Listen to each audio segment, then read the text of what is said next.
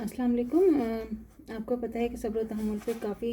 Topic ہیں اور ہر روز کوشش کرتی ہوں کہ میں کچھ ایک نیا ٹاپک لے لوں اسی پہ۔ اب یہ کہ صبر کا صحیح وقت کیا ہے، ہر چیز تو ہم نے پڑھی نا، اس کا صبر کا جو ہے ہمارے اس کا صحیح وقت کیا ہے، اس کے بارے میں بھی تھوڑا سا پڑھ لیتے ہیں۔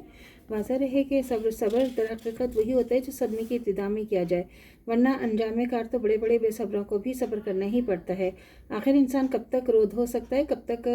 فریاد و فغان کر سکتا ہے، کب تک نوحہ کیسے کیا جا سکتا ہے، آخر تو اسے چپ ہونا ہی پڑتا ہے۔ اس لیے صبر وہ چپ نہیں جو انسان آخر کار اختیار کرتا ہے، بلکہ وہ برداشت اور صبر ہے جو صدمے کی شدت کے وقت کیا جاتا ہے۔ جو ہے نا صبر کا صحیح وقت وہی ہے کہ جب انسان کے پاس غم کا پہاڑ ٹوٹ رہا ہو تو آپ اپنے آپ کو مضبوط رکھیں اور اللہ کی رضا میں راضی ہوں، اور اس وقت آپ اپنے آپ کو جو ہے صبر و تحمل کا مظاہرہ کریں اور برداشت کریں، یہ مطلب ہے اس بات کا۔ حضرت انس رضی اللہ تعالیٰ عنہ بن مالک بیان کرتے ہیں کہ رسول خدا صلی اللہ علیہ وسلم ایک عورت کے پاس سے گزرے جو اپنے بچے پر رو رہی تھی۔ حضور صلی اللہ علیہ وسلم نے فرمایا کہ اللہ سے ڈر اور صبر کر۔ وہ عورت حضور صلی اللہ علیہ وسلم کو پہچانتی نہ تھی، اس لیے اس نے آپ صلی اللہ علیہ وسلم کے فرمان کو کم حق توجہ نہ دی، کہنے لگی آپ صلی اللہ علیہ وسلم کو میری مصیبت کی کیا پرواہ۔ جب حضور صلی اللہ علیہ وسلم چلے گئے تو اس عورت سے کہا گیا تو یہ تو رسول خدا صلی اللہ علیہ وسلم تھے۔ اس پر وہ عورت اتنی پریشان ہوئی کہ گویا یہ بات اس کو موت کی طرح کھا گئی۔ پھر وہ حضور صلی اللہ علیہ وسلم کے دروازے پر آئی تو اس نے وہاں چوکیدار نہ پائے تو اس نے عرض کیا یا رسول اللہ صلی اللہ علیہ وسلم، میں نے آپ کو پہچانا نہیں تھا، اس لیے مجھ سے یہ گستاخی ہو گئی۔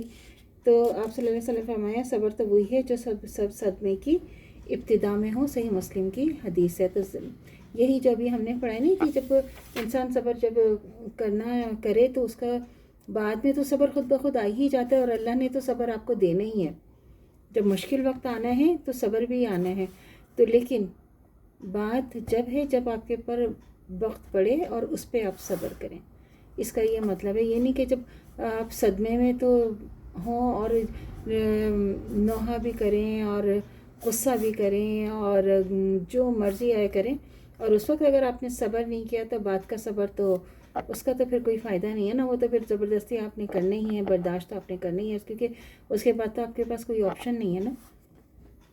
یہ بات ہے۔ جب حسن بن حسن رضی اللہ تعالیٰ عنہ بن علی رضی اللہ تعالیٰ عنہ نے وفات پائی تو ان کی بیوی 1 سال تک ان کی قبر پر خیمہ نصب کیے بیٹھی رہی، پھر تک ہا کر آخر اسے اٹھا لیا اور وہ چلے گئے۔ تو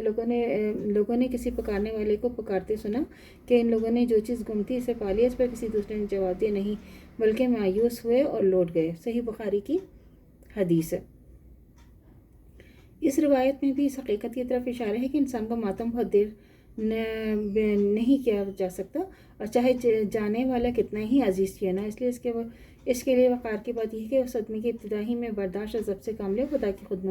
خوشنودی اور حاصل کرنے اور کوشش کرے، ورنہ ماتم تو اسے ایک دن چھوڑنا ہی ہوگا۔ جو صدمہ اس نے سہا وہ اسے کچھ دے کر نہ جائے گا، حالانکہ اس نے پر وقت برداشت سے کام لیا ہوتا تو یہ صدموں سے بہت کچھ دے کر جاتا۔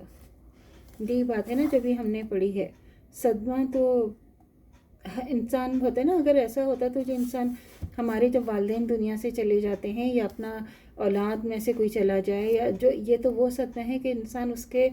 بغیر تو لگتا ہے کہ اپنے والدین کے بغیر یا اپنے بچوں کے بغیر تو انسان جی ہی نہیں سکتا، اس کو تو لگتا ہے کہ دوسری سانس نہیں آئے گی جیسے نا، لیکن برداشت تو کرنا ہے اور صبر تو آنا ہی ہے۔ تو اصل برداشت وہ ہے، اصل صبر وہ ہے جو آپ نے اس وقت آپ نے برداشت کر لیا، اور اللہ کی رضا میں، اس کا مطلب ہے کہ اللہ کی رضا میں آپ نے راضی ہونا ہے، اللہ کی رضا میں خوش ہونا ہے، ہر چیز اللہ کے لیے سوچنی ہے، اللہ کا کیا حکم ہے، ہمارے نبی کا ہے، اور صرف اگر ہمیں یہ بات سمجھ میں آ جائے نا، ہم نے صرف اللہ کی رضا میں راضی ہونا ہے، تو سمجھے ہمارے تو زندگی اتنی آسان ہو جائے گی کہ جس کی کوئی حد نہیں۔ اور ہم نے جو ہے صرف اب اٹھتے بیٹھتے سوچیں گے ہم اللہ کی رضا میں راضی ہوں، اللہ کو ناراض نہ کریں، اللہ کی نافرمان۔ اگر ہم اللہ کی رضا میں راضی نہیں ہوتے تو اس کا مطلب ہے نا کہ ہم اللہ کے اگینسٹ جا رہے ہیں، اللہ کی جو باتیں خلاف جا رہے ہیں، اللہ کے خلاف جا رہے ہیں۔